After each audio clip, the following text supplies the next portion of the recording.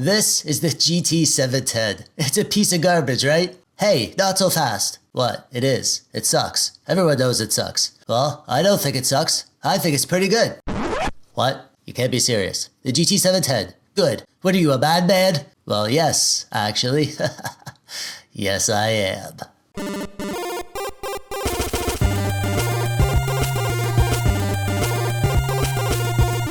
Hello. Hi there. Welcome. I'm TechDweeb. I bought a GT 710.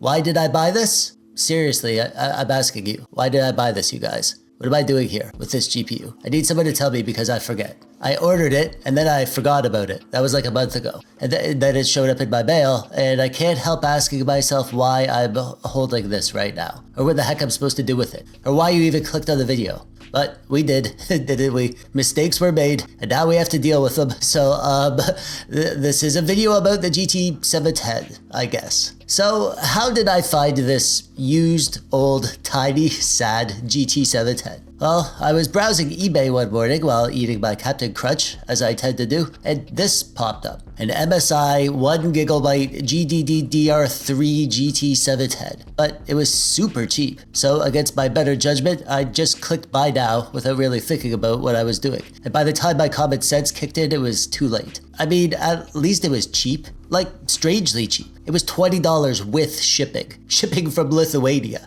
And I live in Canada. Surely the guy who sold this, shipping it to me in Canada, like, did he actually make any money off this? I was honestly half curious to see if it was going to turn out to be a scam. That would have been a fun video. I got scammed on eBay buying a GT 710. But about a month after I bought it, it showed up and it worked fine. So I'm going to make a different video instead. This one's called The GT 710 is Actually Good? Surely I can't be serious. The GT 710, the most hated and worthless piece of garbage GPU that everyone hates and is so bad that its only redeeming quality is as material for memes. Am I actually saying that the GT 710 is not a literal piece of worthless garbage? Well, yes, I am, actually. Hear me out. This GPU is not good compared to, well, pretty much any other new graphics card you could find. And you can buy this new. Actually, for a while in the past few years during the great GPU famine of the 2020s, this GPU was like the only GPU in stock, which is a testament to how bad things really were. And you can still find quote-unquote gaming PCs for sale powered by GT 710s, which is, well, that's just a scam, let's be honest. But for all its shortcomings, for all the terrible press and reviews full of hate, for all the memes, for all the lousy benchmarks and the YouTube videos making fun of this GPU, I was expecting to have a terrible time testing it out. And you know what? I didn't have a terrible time. I had a good time. And I'm not even joking.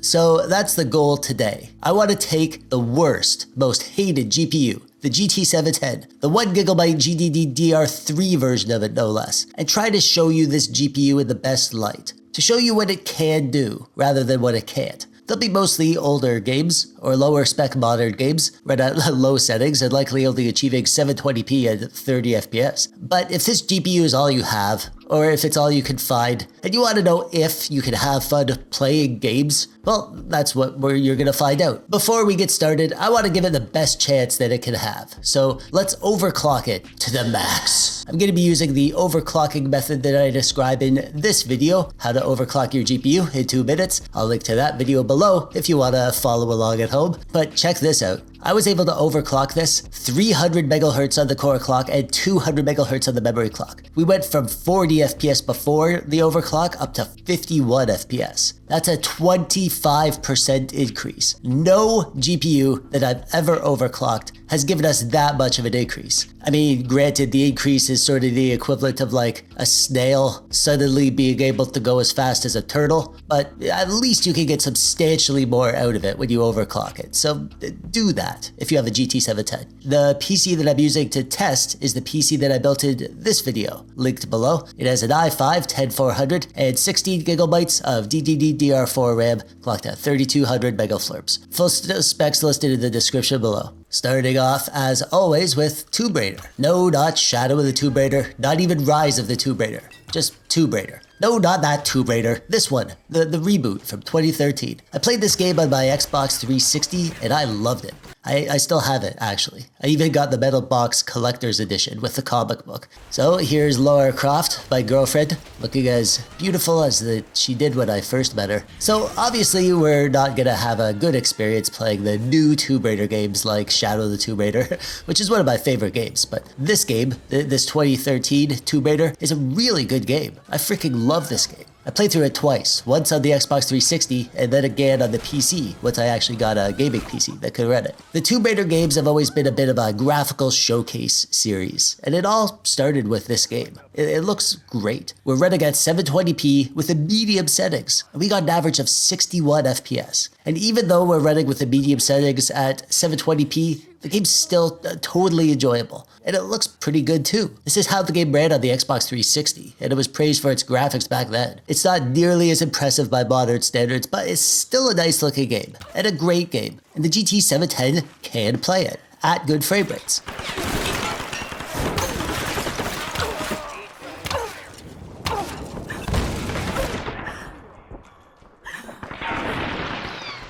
That's going to be a common theme for this video, actually. 720p with the lower medium settings on the best games from the Xbox 360 era. Like this game here, Assassin's Creed Rogue. I'm running at 720p with the low settings, and I got 51 FPS on average. Lots of games from this era have not stood the test of time. Not this one though, even at 720p, even at the low settings. This still looks good. I could play through the game like this and have a good time. I actually did enjoy testing this game, and lots of these games actually, while I was making this video. Kind of reminded me that I have a ton of older games from this era in my Steam backlog that I need to revisit. Everywhere in the world except for England and France. The Empire. Yeah, if you're anything like me, you have a huge Steam backlog. Lots of games you collected over the years, games you intended to play at the time and that just didn't. Well, hey, if you have a GT 710, now's your chance. This is the Steam Backlog GPU. You can play them just like they did back in the day on the Xbox 360 at 720p low or medium settings. They were great games back then, and they're still great games today. This is Brutal Legend, running at 720p with the medium settings. It's a great game. Really great. I bought this day one back on my Xbox 360. I was super into the concept of this game, and Jack Black's performance just sold me on it. I installed it for this GT 710 video, and I fully intend to play it at least a little bit more. It's such a fun, funny, unique game. One of a kind, really. I wish they made games like this more often.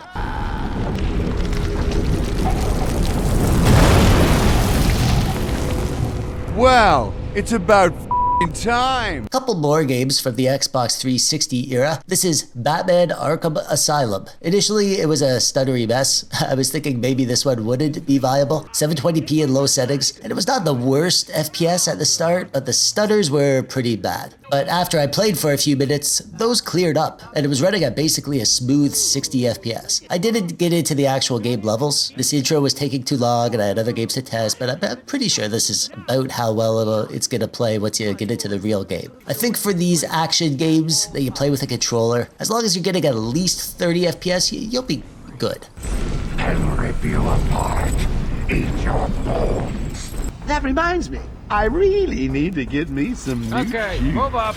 And here's Skyrim, the original Skyrim. This is running 720p with the medium settings, and I got 61 FPS. The game is still great looking at these settings, even at 720p. It looked and ran way worse than this on the Xbox 360. I put in hundreds of hours on that version back in the day. I still have my copy of the 360 version, actually, the metal box copy. In some ways, playing old games on this GT 710 was a bit of a nostalgic trip for me. Anytime I get to fire up good old Elder Scrolls Skyrim, I know I'm in for a blast from the past. I spent so much time in the world of Skyrim. Whenever I take a jog through Whiterun or Riverwood or Falkreath, it feels like I'm visiting a place that I used to live or something. I know that's probably dumb, to get genuine sentimental vibes from a video game. Yeah, you probably think I'm lame for that, huh? Never should have come here.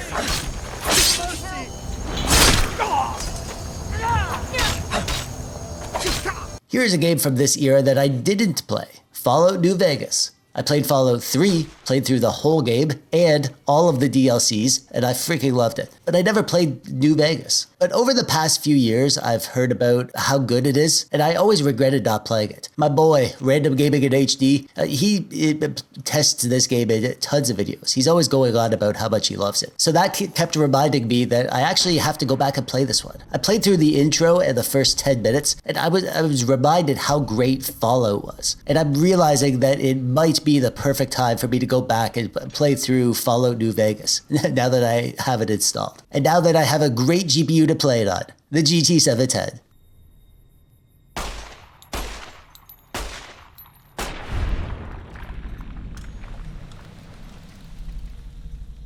Here's another game that is very easy to run, but still very good looking and very fun. This is Bioshock Infinite, running at 720p with the lowest settings. I got 41 FPS on average. This game was totally playable and enjoyable, but I was getting some weird behavior. Even though I had VSync turned off through the game's options, it felt like it was fluctuating between exactly 30 FPS and 60 FPS. As you can see in the frame time graph, it's a weird behavior. There's something up with the VSync here. I think if I spent some time trying to figure out how to get to the bottom of the problem, I would have gotten some pretty good performance on this GPU. Even still, 40 FPS at 720p is actually way better than it was on the Xbox 360, where it ran at like 25 FPS. I should know, I played through it on the 360, and I still had a great time with it there. I still have it too, in fact.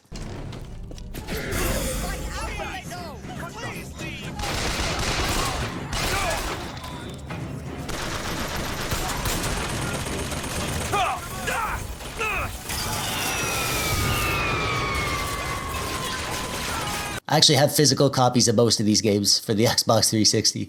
This one is Faction Guerilla, 720p, lowest settings. We got 40 FPS on average. I'd call this game a hidden gem. I don't ever hear people talk about it, but it's a really great game. Totally worth playing if you haven't yet. It's a game with destruction physics, a game where you could smash stuff apart. Like, that's a main feature of the gameplay. Yeah, there's shooting if you want to do that, but the smashing is really where it's at. Like, you got a building full of dudes. Are you gonna go shoot them? Or are you just gonna smash the building apart and have it collapse on their heads?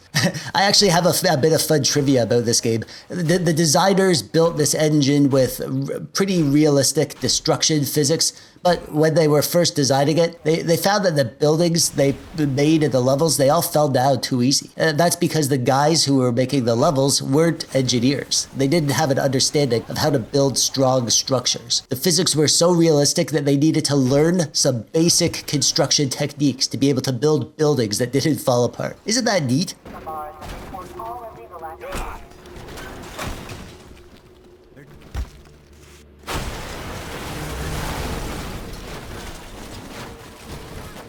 And of course, we need to try GTA 5. This one actually did come out on the Xbox 360 as well. And of course, I have it there. It's probably the worst version of the game, but for a while, that's all we had. This is with the lowest settings, but even still, we managed to get a really decent FPS. And I've said it before, but I'll say it again, why not? GTA 5 is still totally relevant. I always test my GPUs with this game, but it's also a very popular game. Still, it's the 12th most played game on the Steam charts today, and even people who have a GT 710 can play it with decent graphics and playable frame rates. If this GPU doesn't get points for that, then you're being stingy with your points. Come on now.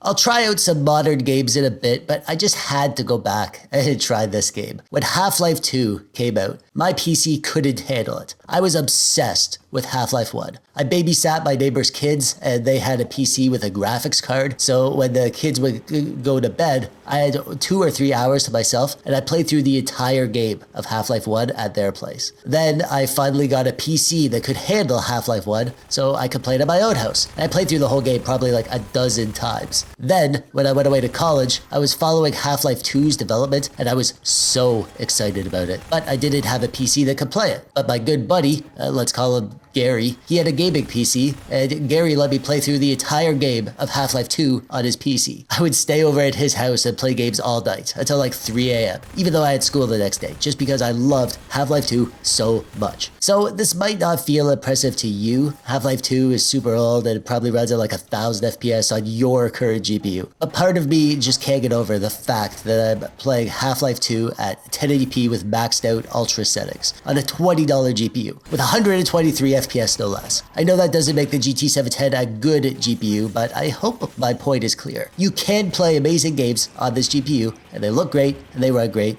and you can have a good time.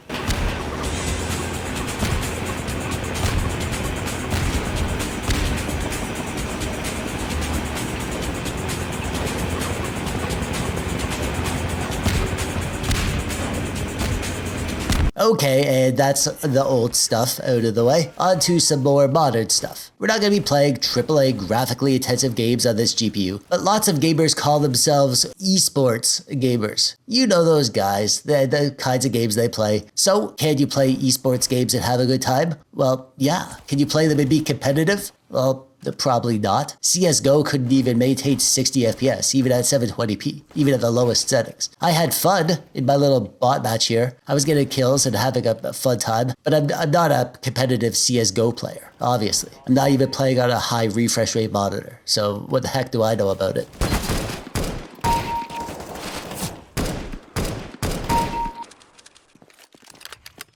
Fortnite ran better than I was expecting, actually, considering my CSGO experience. This is 1080p with 50% resolution scale, which is 720p, essentially, and I'm running with the lowest settings, but I did turn on low shadows and epic view distance, and I got 40 FPS on average. Honestly, I didn't hate playing like this. And the game actually looks not too bad like this. It looks way worse with the shadows turned off. So even though we probably get like 5 or 10 more FPS without the shadows, I left the mod. As to be expected with Fortnite, there were some stutters, as you can see on the frame time graph. So it's not a flawless experience or anything, but the important thing is that you can own a GT 710 and play Fortnite. It's not like an unplayable mess or anything. You're not going to be a Fortnite pro, a sweat, as I've heard them called. You could be a noob like me and still have fun playing the game.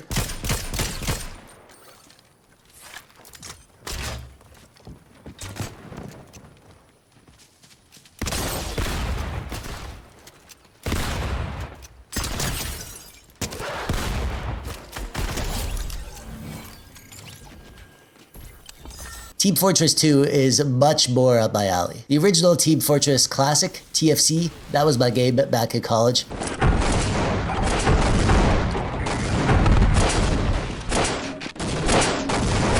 I love TF2, but I haven't played nearly as much as good old TFC. It actually ran great here on the GT 710. 1080p with max settings, and we still got 75 FPS. It's still a great looking game, and it's still a popular game with a big community. So I think if you could play great games like this on a GT 710, then that's proof enough that you can own a GT 710 and be a gamer. Not a Warzone or Apex Legends gamer, but a CSGO and TF2 gamer, or Among Us. You could be one of those kinds of gamers, I guess. You could be one of those on your freaking cell phone though, so that obviously doesn't count here.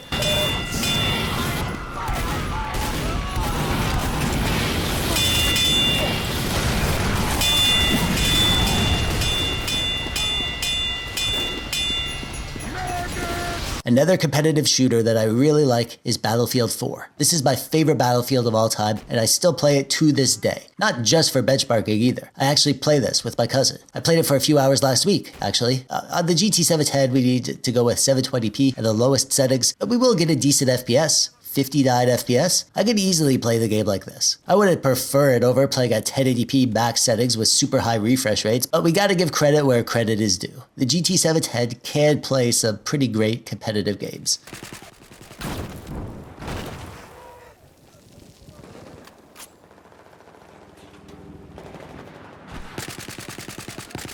Valorant is a game that people play. I like to play it. I suck at it. But that's okay, because I have fun. Feels nice on those rare occasions when I do get a kill. This is running at 1080p with the lowest settings. This game doesn't play nice with MSI Afterburner. Based on the in-game FPS data, I'm gonna estimate that we got around 75 FPS on average, which is not great, Not for Valorant, but it's still totally playable. If I had a GT 710, I'd be playing the heck out of this game because it runs so well. This is 1080p here. And if you want even higher refresh rates, you could go down to 900p or 720p, probably get like double these FPS. I'd rather have a nice crisp resolution than ultra high FPS personally. This is one of the few modern games that'll run on this GPU at 1080p, so it would be a shame not to take advantage of that.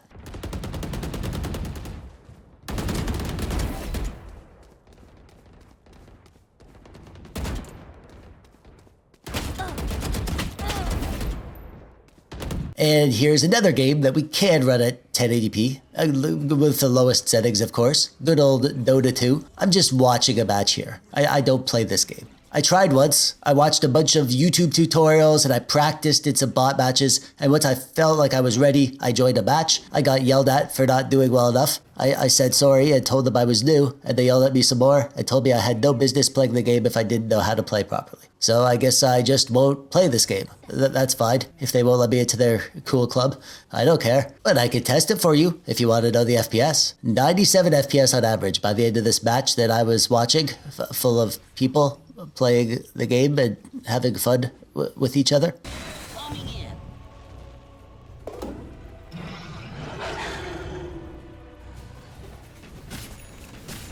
And one more type of game I wanted to show you is like strategy games. This is Crusader Kings 3. It's a fully 3D world map, and it doesn't run amazing considering how not so great the graphics look at these low settings. We're at 1080p with the medium settings, and we only got 21 freaking FPS. So why did I even bother to show you this game? Because in this game, the FPS doesn't matter, even a little bit. This game is all about the interface. You're clicking through menus, examining tooltips, placing units on the map. It's so slow paced that you can probably get away with playing this at less than 10 FPS for crying out loud. So for like slow paced games, grand strategy games, or 4X strategy games, where it's all about the slow gameplay and the FPS doesn't really matter, well, yeah, you could play those on a GT 710, no problem.